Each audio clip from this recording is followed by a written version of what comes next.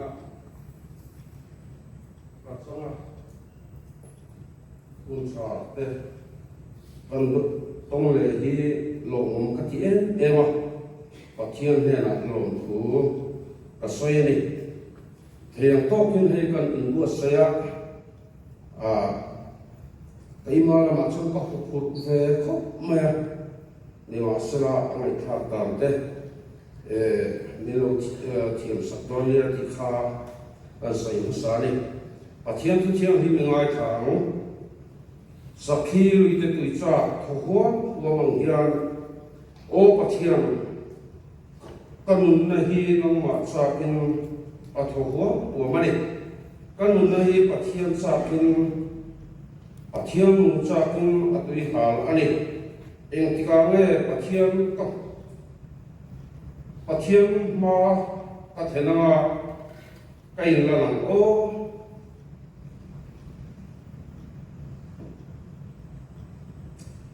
Mathaya bung so pawa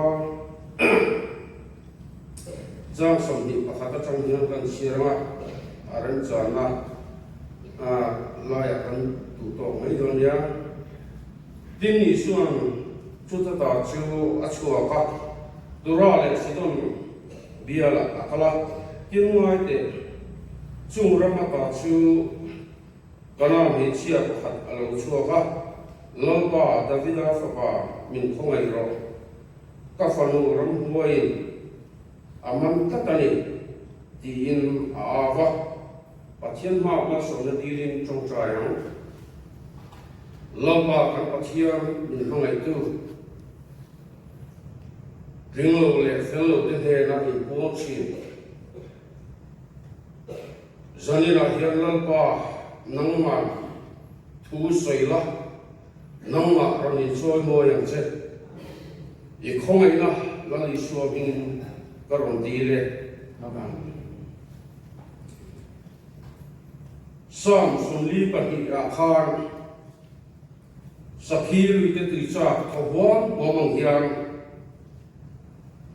lompa chu angaya lompa akawani ti kan muani he chang hi kan siara riru thildang ei bu saina ko alang le china chuwa chuan lompan aremani am tin kan in bu sai ve ngut ania ka thei to chu kan chuwa ve a ni ma sura en tin nge pathianin min sai kira tiro chu rin na in kating to pane ti kha kan sai du ne Israel fa te Babylon sala antanga chuan sa ta na ta chu dam kha chuak tur le an rama hong le tur kha ni ti kha nge kan omang kan thenang ti kha pathian chu lo chuan a helo ne ma se chu an sal ta na ta chu an mani anum da tu zong sung te an hun to da tu zong sung te chu an in se chiang man dam ka chuak tu ra pathian be na chong chai na chu lo chu ti thei an nei to lo chu da chuan he sam siak tu hian aron soi fia he in ka fia sakhi lui te tu cha khowang wa mang hian pathian nun cha kin kanun hi a khowang mo mani ek ti ka nge pathian ne na kai la na ma ek ti ka nge lompa chu ka huang o ti in an mani ani so ni yan ka fia chu da chuan an mani kha chapo thei an ni to lova an mani din hun kha an siang e ka dia lompa chok lo chu sang tu tur an nei to lova lompa chok lo chu be sei tur dang an nei to lo an chong chai na hian ka sei thiam tam chuan si thum pur o ni hian ka zu phetat mai an mani hi an ko ngoi hian ekahia sakhi aroi te khina sakhi lui te tui cha khawam mang hian ti in ama le ama aron in fuya a au chua kani chu sakhi chu mi thiam ten an soya nim apea atat na huna atuya ahala tuya in vat lo chuan atat sa a rim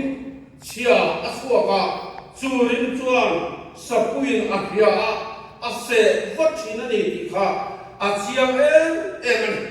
chu ga chuan ni se fa ta yan pathiana chau lo chuan in huwa na dang an nei to lawa o kanun na enga me kun reng ti ten an ma ni anin fuyani chu da chuan sakhi chuan tui abu vat lo chuan ai do ti kha achiang em ani ti kha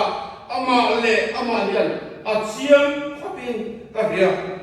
vai khat chu kamna chien pa ten an soya jing hiai sakhi aron uma ki abul naya kan lo uma arim chu na sat takani chu tuya akana tuya aina ahlep ka chuan chu jing hia la ka chuan ahimani tin asoyani zanina kan soidu tatsu hey ze thu ong cholo pathian lak takate lopa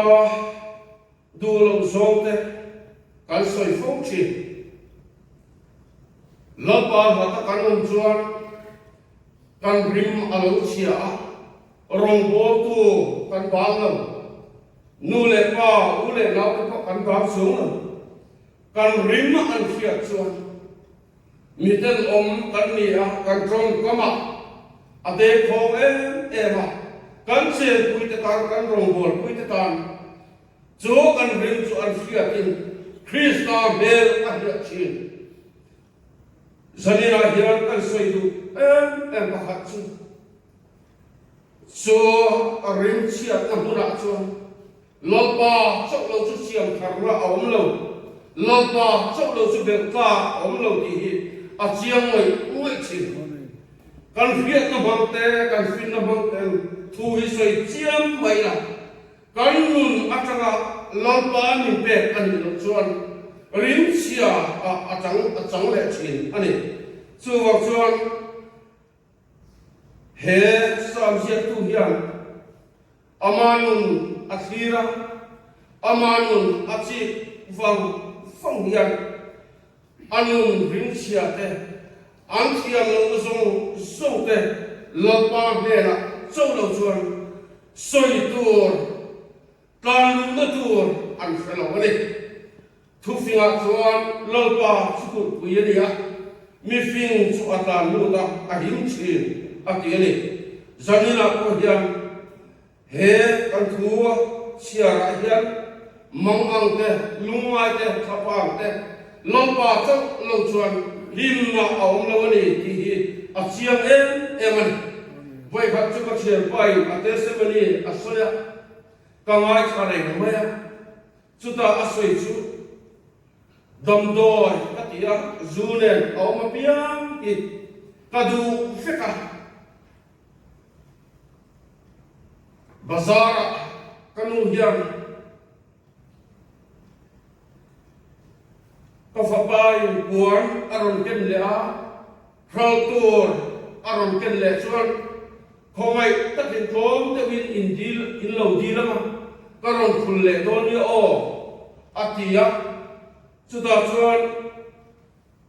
ka zu phala kanu in laya hian aron khul le a ka hal hu puan ka mule china en ti siang ne ni o tin keima kai ngai tua atia chuta chuan kanu hi zana ka ke bon hian alo tong trai china zana pen chong tui hal te ka tui hal hian kanu khuma bok reng mai mua reng mai chu ka bu china ma se keima lama thil ti theina re ka nei lo ka du thin chuak ka du ka chuak thei si lo ma sala chu ta chuan kanu chu bi pisawin athuwa athita ati ta chuan kema kalu ta chu kema chuan Krista bangai nate pathian en kol nate Krista min kan nate min sila chu ta chuan ka hak chuak ta karin ruwa thar masak perchu kanu bangai nakha alo varo kuyen ti hi ka soya ato ba chuan tal na dang ka nei chong lo lolpa nangma chok lo chu be sei tur ka nei to lo tin ka au chu ka chut mun na tamin lolpa ka faka voini thengin kala faka ni tin a soya ni chu chu ka ri ru mi de ma voini a chuan kan sinot revival speaker ani to ani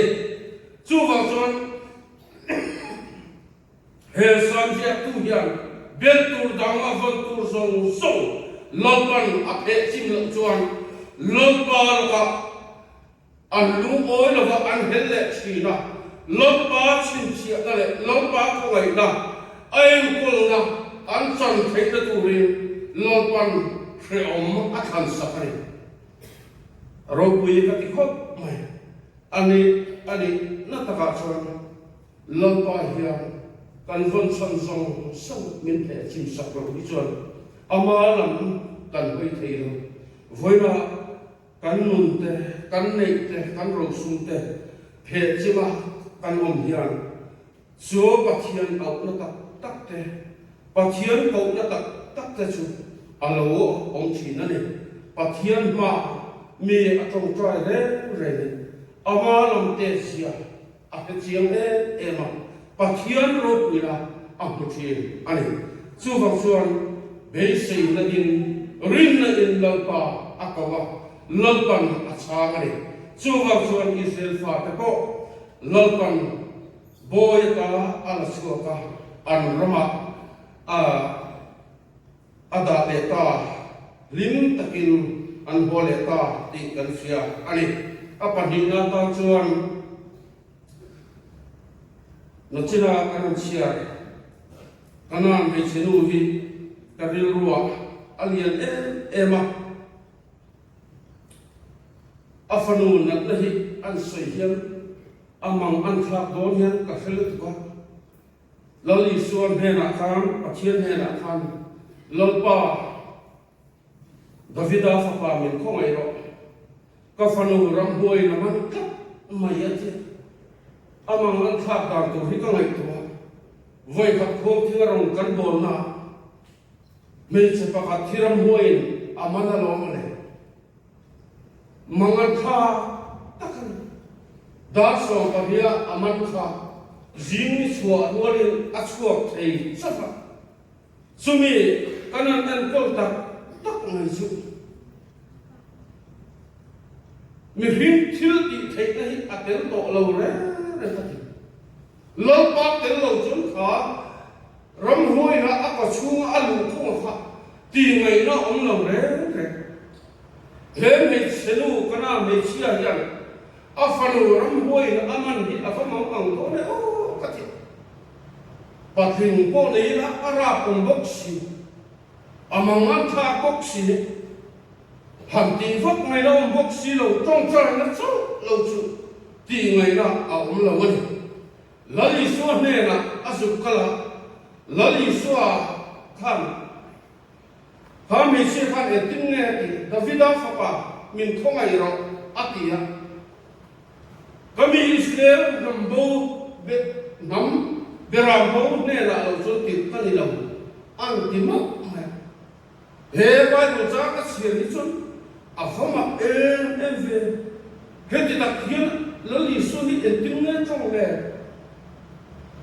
ekati amma khika tilu thani he vai no jaga sirni biam chuda chun a auzua sama zirtir ten lolpa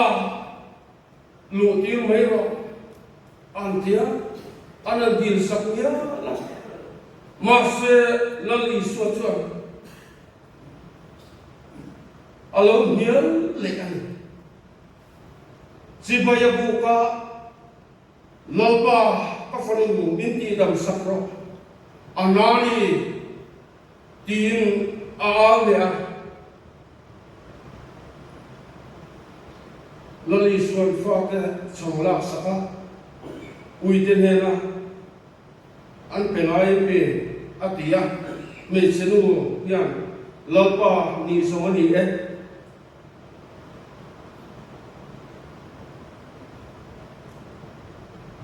uite poin an pute do kara changmoi ta chun esin atia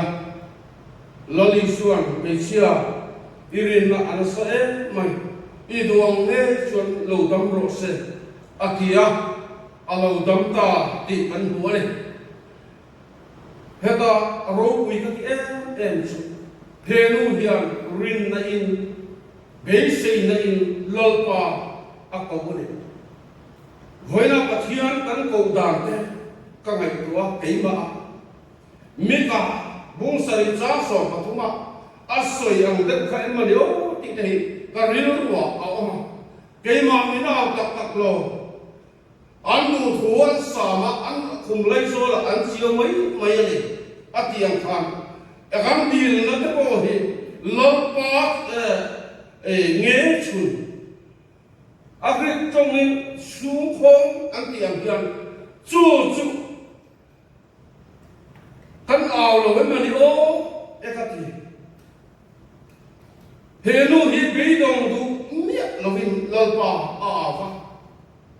afanu asal tan na ram hoi na ati hoi na ata lalpan asan su kali ato perna tan mani sanchin soi lo thei lo ni te pon ka sia pathian khong ai na ka cham dam te pathian min an tol dam te aro pui kha kia hei ka ke hi ana thil sual kan ti na fangin tan tu an tia chuda chuan kele lam chok le tura ko om tur kha ka ngai ngom lo zana hen kamu thei lo ren kanin en tira aba an soilo tan angai an ta suti la ya chuan melo ke thiam mula kan chen oma kapi oma pidu thiai khoya lom thu seiro aron thia o kapi hi kar a to ni humole mian a toi lom thu ya tin nge soi thia hoina ke bul chu alom do den ni iha to ni din ka hawa ma se dam do yin tu la kan theng chowa thei lo hin wheelchair ka in ba tu ma loba em po ni san ka choi na thil lo theng hi ngam ma ti lo hin em ma theng lo ka choi thil i thel ti ri nang man ro wi na sang cha tin ka chong chai ta chu da chuan min sai ta thil ma te mai chu kar khat tan ngai ti si kha kar khat po ko lo ani nga ni ya ka suak le ka lalpa au na tak lalpa ka du che ni he thila he ni ro wi na ni ro se ama kan bel khapa ama kan ni tu lu ka tak chuan lalpa hian ami te ang au mo a chang thi na ni zani la hian lalpa thil ti thei nam du rin nang le ke hian lalpa bang lovin a vila kan fa te kei mani nei ko kan sal ta na ta lalpan min san chuak do ni chu wa chuan lalpa trong trai na lalpa kan au na hi a khon lo ni ti kha kan soi du ni a to ber na ta tak tak pakhat chok ko te kan soi ti tu na kan speaker kha a soi lo thei lo bin ka sia pathian ni na pam pora hol the ka ti mai an vu tak tak ngai chu ui tak ne kal le thi ma se vuan chungin pulpit kan khoi thana Pathian thu soya kan trong trai puya Pathian kan awa lalpa chan chuana achangani chuan Pathian ina hol the lea cher na me lovin chera voi khat chu hol pu se kan kal donin kimi civil hospital ka dakhian atuwa kan casualty dai ko kan zong chawa kan kai chawa chuta chuan doctorin Jackson nan tuma aven an sawa alo nei dik silo dam doi la ti mi an tia amol bo ve khawa ma se chuta chuan hei kan speaker ania ama hi kutilai pon alu hai thu da atuni kan tia ta chuan a BP anan cheka 7.9 nge ten o chu diam vel chu ania doctorin muwaro ithilo chawani hi atia chuta atong kariru khoi en tu chu lalpa chuan asiam thanga ati chakle thero orongbo na kan nei chaw thei kan ni lo atia chuta chuan kan kal le a voini theng hian na atok tok ngai lo chu bang chuan lalpa au na te lalpa kan au na te lalpan alo van sang thi den chu bang chuan ama au tu te chu lalpan ati be dong lo ni ti kha kan sei ti ko isra lalpan thu kan sei te an za pan man ni som sa ro se